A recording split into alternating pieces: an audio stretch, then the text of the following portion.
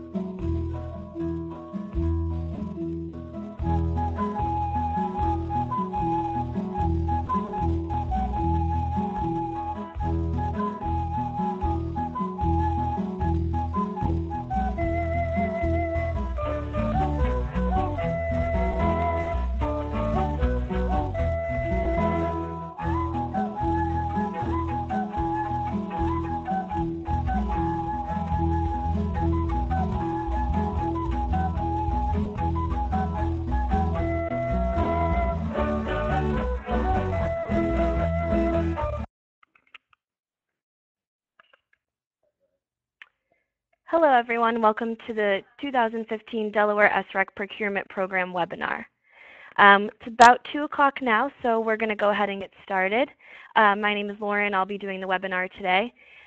So you should be able to hear us either through your computer or you can call in and use the participant PIN number that's here on the first screen.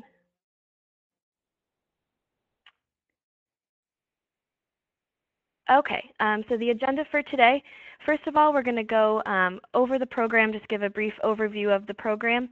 Then we're going to go over the changes from the 2014 program. We're going to walk you through a sample facility application, and then at the end we'll have time for questions and answers through a chat feature. So then we'll read out those questions so you can ask those questions in the bottom left-hand corner.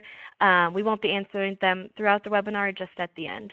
So just type them anytime and then we'll get to those at the end. So first, a program overview. So for this program, we'll be buying all SRECs created June 2015 and after for 20 years. So any previously existing SRECs created before June 2015 will have to be sold through a different means, but we'll be buying all SRECs after June 2015. It's a bid-based application, so there's no administratively set pricing. You enter your price based on what you feel is a good price for your SRECs. Like I said, the contract is 20 years.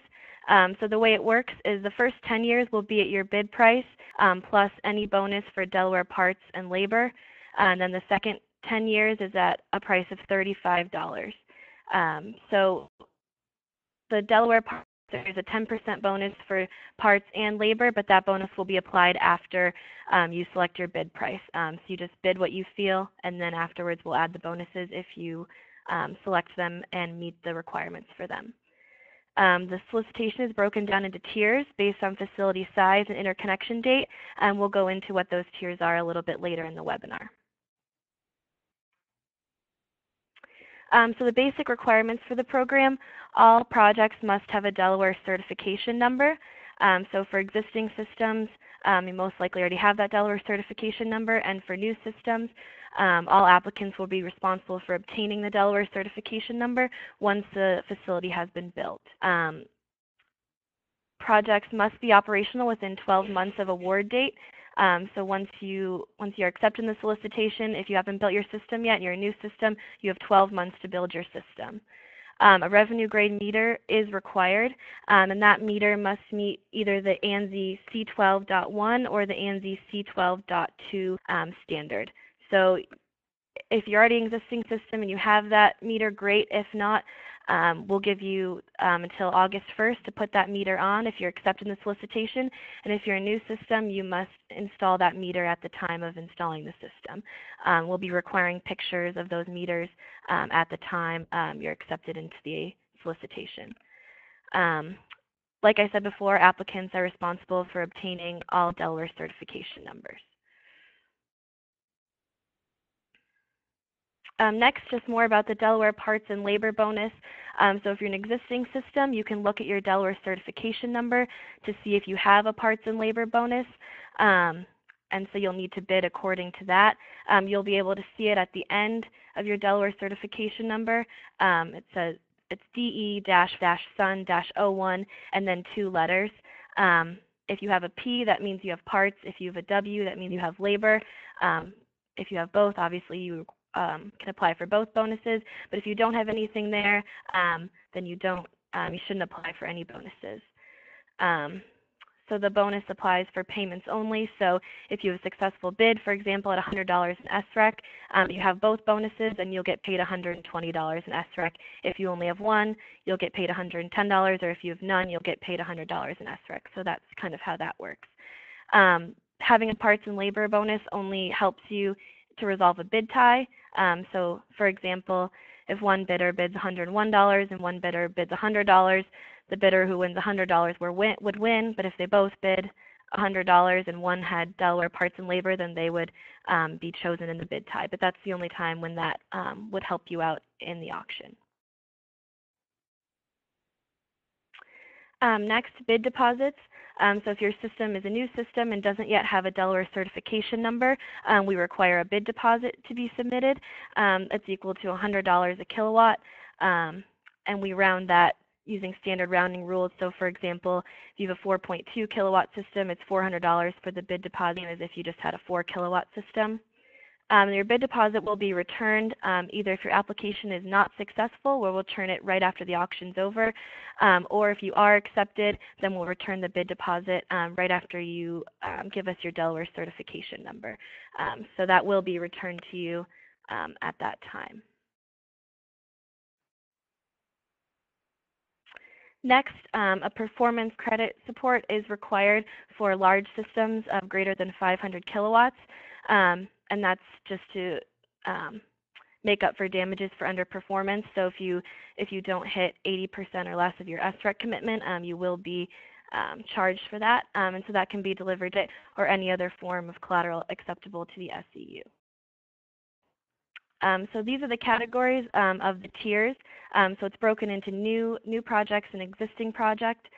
New projects are any projects interconnected on or after May 5th, 2014, and existing projects are interconnected before May 5th, 2014.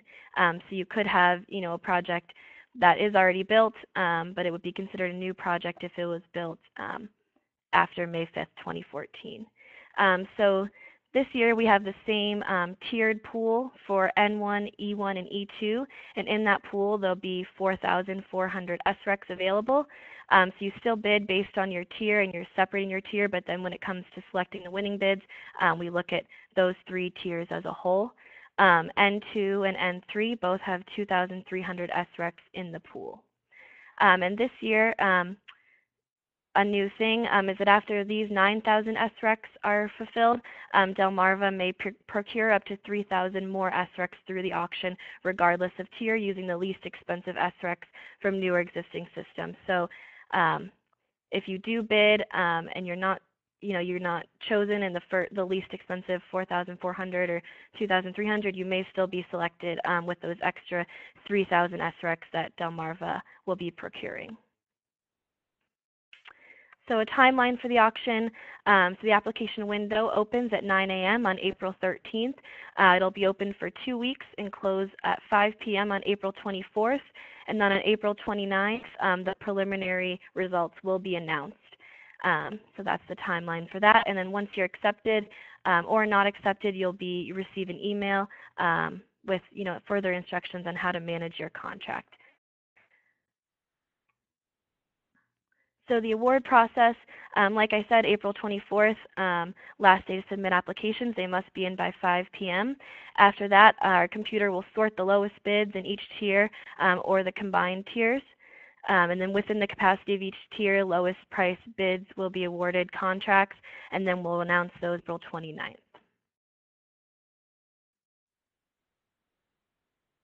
Event of a bid tie. So a bid tie is basically just when multiple bids are at the same price, oversubscribe one tier. So kind of a hint for this is that you can bid in dollars and cents. So, instead of there being 10 systems with tied at, for example, $50, if you would bid $49.99, you would be accepted before those $50 bids. So the first step in awarding a bid tie is to look at systems with Delaware labor and equipment bonuses. So we'll bring those out of the tie, and then if a tie still remains, then we'll do a lottery among those systems. If after those systems have been awarded contracts, there's still capacity remaining, then we'll give all the other projects involved in the tie 5 days to submit a revised bid, and then we'll select a winner by the lowest revised bid. If a tie still remains after that revised bid, then we'll conduct a lottery among systems with either Delaware labor or just Delaware equipment, and then we'll do a lottery among those systems. And then if capacity still remains after that, then we'll do a lottery with systems with neither Delaware labor or equipment. And then another aside to that is that if there's a bid tie between the pooled tier of N1, E1, and E2, new systems will prevail over existing systems. In-state content and labor will always prevail, and if a tie remains, there will be a rebid. So that's kind of that complicated process. Hopefully that doesn't happen, but if it does, this is the process we go to select the winning facilities. So for facilities, for multiple facility contract, so the rule states that if there's any two facilities on the same parcel of land or they share a utility interconnection point, they must be awarded just one contract. So an example of this would be if you had an office building with two different, but they both had solar panels and they're at the same address or interconnection point, they would have to apply together under one contract. So if you do have a facility that falls under this, just give us a call and we'll be able to help you apply for that. An exception to this rule is partial fills from previous solicitations. So if you want to bid last year for only part of your capacity and want to bid the second part of the capacity, then that can be awarded a second contract. Owner representative. So all facilities can submit an application either with an owner representative or on their own.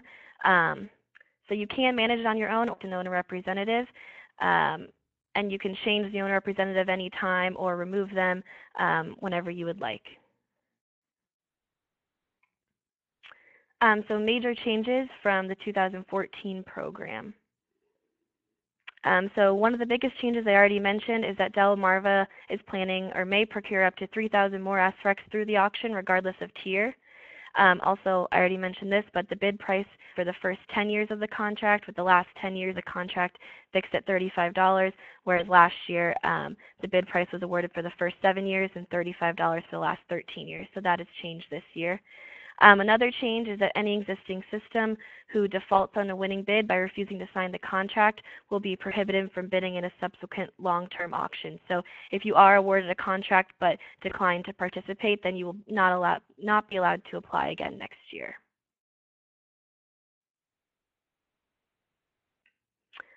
This year, any $400 will be rejected. So don't bid anything $400 or higher because it won't be accepted at all. If any tier is undersubscribed because of insufficient bids or rejected bids, bids from any other tiers can win those SRECs.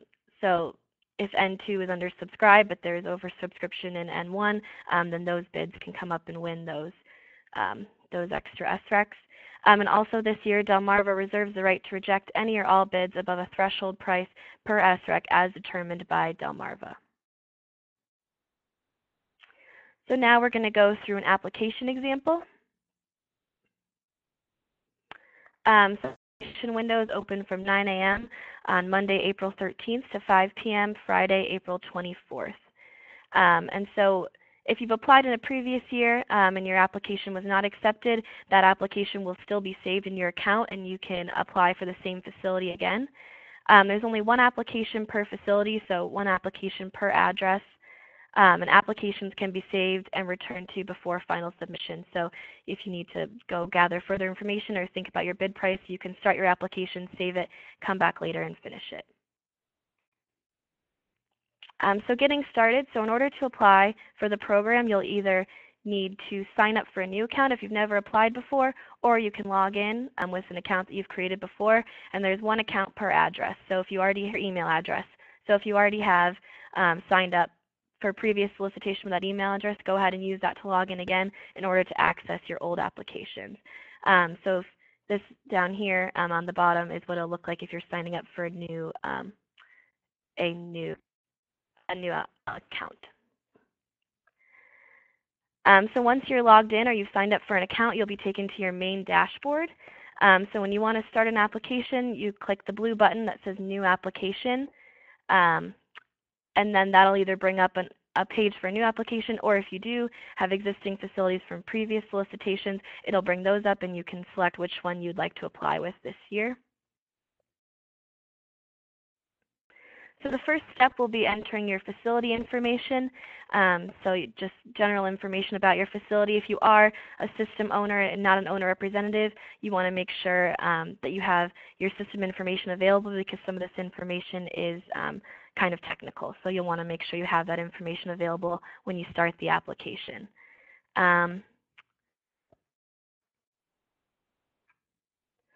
Second step is entering your owner contact information. So this is your contact information. So the first page you'll want to enter all the information about the installation itself. On this page you'll want to enter your information. So if you have a summer home where your solar's located, that's what you'll want to enter the first step. But if you live in a different state, you'll want to enter here under owner contact information. Third step is owner representative. So this is where you'll select your owner representative if you choose to have one.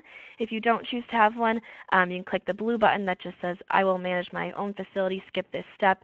If not, you can select an owner representative from a list. It'll bring up a list. You can pick one, or you can enter one manually if they're not already in our.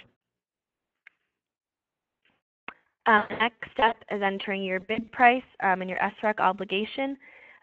So the first part up here where it says tier selection, that'll most likely already be filled in for you based on your system size, so you'll just want to select that from the drop-down menu. Your bid price, you can enter any price you would like. That's under $400, and you can enter that in dollars and cents. So any price will be accepted, but the lowest price bids will win, and the projects compete within each tier. The SREC commitment is how many SRECs your facility is able to commit to the contract per year. So this total first energy year output field will actually also already be filled in for you. It's generated through PV watts, which is managed through the Delaware Energy Department. So that'll already be filled in for you based on your system information. And then the SREC commitment to the solicitation, you'll be able to fill that in based on your first year energy output. So you will be paid for up to 110% of your commitment. So if you apply for 10 SRECs per year, you will be paid for 11 SRECs, but no more than that. And then, like I said previously, projects greater than 500 kilowatts will pay damages if you create less than 80% of your commitment. So just keep that in mind when bidding. The next step will be parts and labor bonus. So like we said before, if you're an existing system, your parts and labor bonus is determined by your Delaware certification number. So you can see right here, you know, what it would look like for what you have. If you're a new system, be very careful out this part of the application. If you do bid to have parts and labor, but the project is actually not built with those parts and labor, your contract can be canceled. And also, if you don't bid it, but then the project is built with parts and labor, it can't be applied later on. So, you know, whatever you bid is what you get. But if you don't apply for the right thing, then your contract can be canceled. So just be very careful with that. And in this blue box, for all new systems, this is just a warning before you check that you have Delaware parts. Solar panels aren't really manufactured in Delaware anymore, so just be careful about that. And in this blue box, for all new systems, this is just a warning before you check that you have Delaware parts. Solar panels aren't really manufactured in Delaware anymore, so just be careful about that. And in this blue box, for all new systems, this is just a warning before you check that you have Delaware parts. Solar panels aren't really manufactured in Delaware anymore, so just be careful about that. A bid deposit, so bid deposits are required for all applications that don't have a Delaware certification number, and like we said before, it's $100 a kilowatt. So you can pay the bid deposit 4 ways, either by credit card, electronic wire, ACH payment, or a letter of credit. If you do pay with a credit, 2.9% fee plus 30 cents, that will not be returned to you. So just keep that in mind. And then for electronic wires, and ACH payments, there's a transfer identification number that we use to track the payments. So when you're on this page, you'll be given a unique transfer identification number. So make sure you give this information to your bank before sending your payments to us, how we're going to track your payments. So if you do choose an ACH or wire, our information will be provided for you on this page, and then just make sure you use your unique transfer identification number. And then for bid deposits, we will need return information for bid deposits. So you will need your routing number, account number, and account type for that to be able to return your bid deposits, either once we get your Delaware certification number or if your bid is not accepted.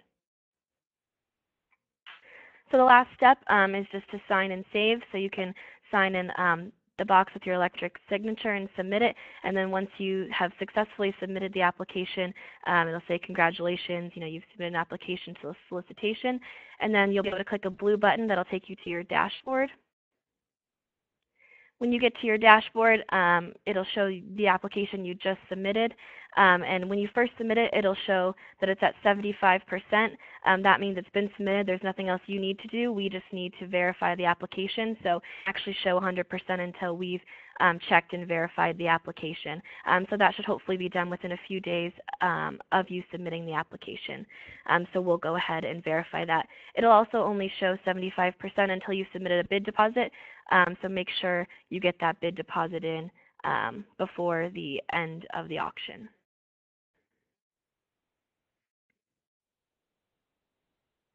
So just one note about the facilities who have received a grant through the Green Energy Fund program may apply to the SRECDelaware Procurement Program. You won't be excluded. But if you have applied for the SEU Upfront SREC Purchase Program, you can only apply to the procurement program if you haven't submitted a Part 2 application and if you have not received payment. So you can't participate in both the SEU Upfront SREC Purchase Program and the procurement program. You can only participate in one. So make sure that you haven't already committed your SRECs to the upfront program before you apply to the procurement program. Move on to the questions and answers portion of the webinar. So go ahead and type your questions in if you have any. And this is Kevin Quilliam here. All the answers you guys have submitted and are submitting. First question here is someone who said, I've historically generated a certain number of kilowatt hours per year. Should I bid that amount or slightly less? Go ahead and just put what your best estimate of what you're going to produce is. So if you historically produce 10 kilowatt hours, then put 10 SRECs. And for the smaller systems, there's no underperformance penalty, and you are allowed to go 10% over on that. So that should cover any kind of seasonal variations that you would experience. A question about whether the revenue grade meters have to be installed before you submit the bid, or can you wait until after you know that you won?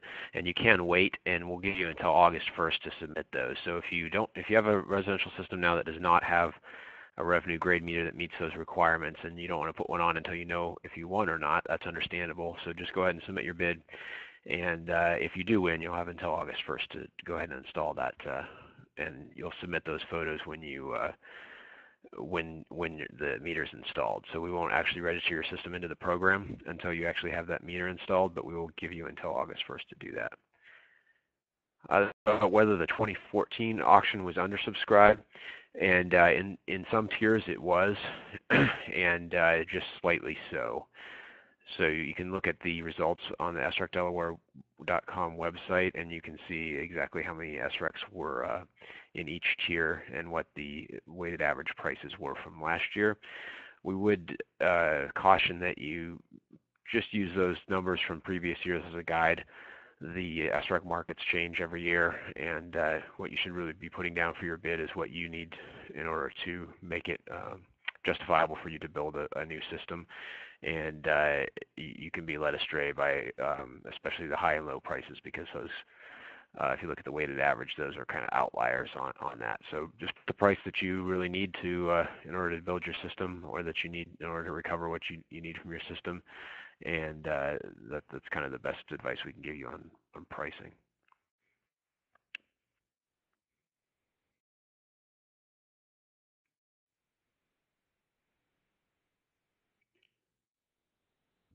All right, that's it for questions for now. We'll give a couple of minutes in case there's any late questions.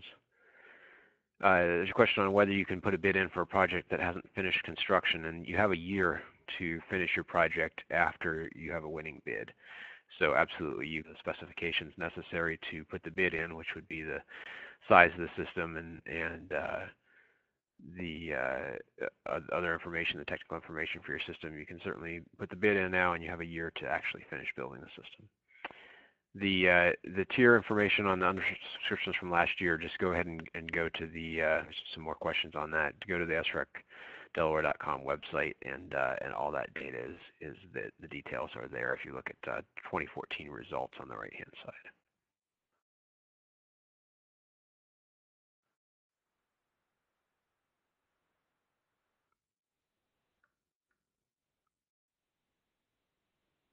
Okay, that looks like that's it for questions. We are going to post the entire webinar, including the audio and the video, on the SRECDelaware.com website. So if anyone from your office had any questions about it, or they missed the webinar for whatever reason, they can certainly go to the website. And question from a customer asked whether Delmarva has to purchase 9,000 SRECs or not. So there's a couple of different groupings on the SREC, so I'll go ahead and answer this question. But there's the number of SRECs that Delmarva plans to purchase, and those are the numbers that we gave you with each tier. So there's the pooled tier for the existing systems in the N1, and there's the N1 and N2 and N3 tiers. The Delmarva also has the option to buy additional SRECs up to 3,000 more, and that would just be based on whether there's good pricing and there's extra SRECs, and if there is, they'll buy those, and if there isn't, they won't. And that's completely up to their discretion.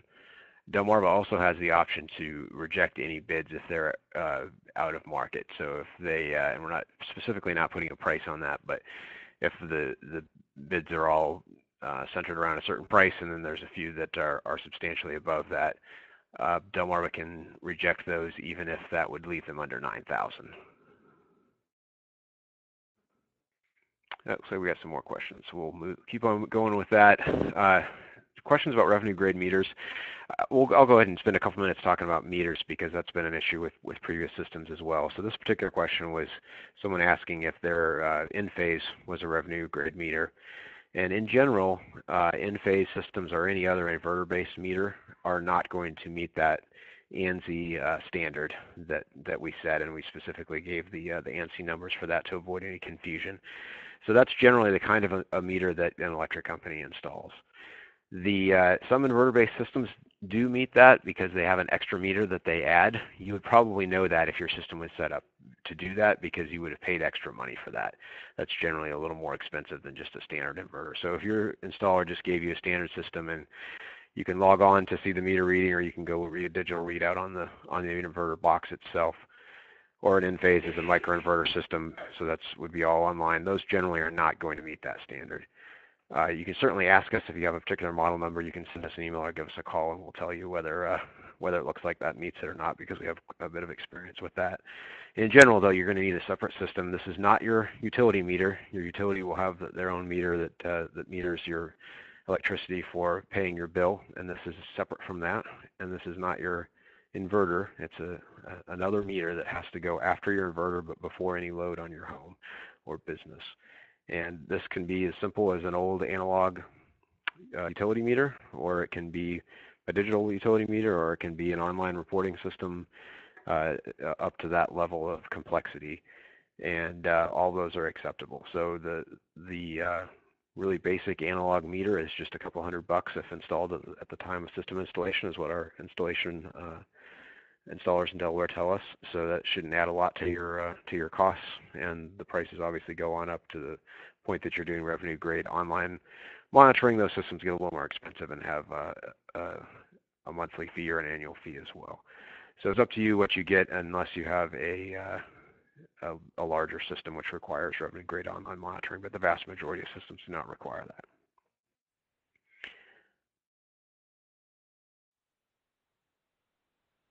The next question is, if someone, can you obtain a state certification for a system after it has won a bid? And so in general, I guess there's kind of two breakdowns to this. If you have a system that you haven't built yet, and you obviously wouldn't have a state certification for that, then yes, you can get. If you've already built the system and you just never bothered to get a PSC certification from the Public Service Commission, it would be up to them for what their rules are for how long it's been since you finished the system to when they'll grant the certification. As far as I know, there are no restrictions on that. They'll give you a certification even if you built it quite a while ago. The only restriction they have, I believe, is on how far back they'll go to give you the SRECs, but in our case, we'll start your SREC contract on June 1st anyways, so that wouldn't affect you so much with our contract. So it's the State Public Service Commission that regulates that and that issues the certificates. So if you have any specific questions on that, then I would call them, and Pam Knotts is a good point of contact there who can help you out. The question here is, are SRECs measured at the DC output or the AC output? And if you want to get technical with the meters, the reason why that extra meter is required is because the technical measurement is the AC output where the SRECs are generated, and the inverters are generally just measuring the DC output and then doing some calculations to figure out what that turned into on the AC side. So inverter readings are okay to enter once your system has won the solicitation and you're putting in monthly meter readings. You can put those readings in. You just have to have that revenue grade meter in case there's ever any questions, and as an auditing feature so that we can make sure that the inverter reading is tracking your AC output. So you don't have to necessarily go read that. We just need to know where it was at a certain date when you started in the contract. And then if there's ever any questions, you can take a picture of that and send it to us. And that will actually help resolve most of the issues that we have with GATS, which is a third-party tracking